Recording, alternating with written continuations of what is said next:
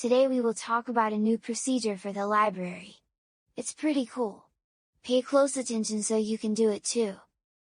Hey, did you know that when you come to the library as a whole class, or all by yourself with a pass, you can check yourself out on one of the self-checkout stations?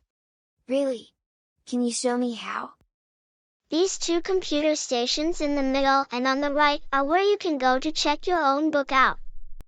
The directions are taped to the top of the screen if you forget and need help.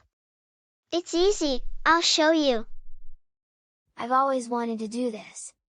First you scan your library barcode. Then you check the screen to see if it shows your name. Next, you scan each of your books.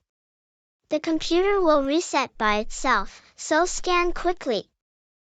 Yep, that's all there is to it. Just don't forget to check for your Lexile level and to see if there's any damage in the book before you leave the library. Okay, I scan my barcode, then the book's barcode that is on the front cover. Is that all? Lexile level? Oh, that just reminded me.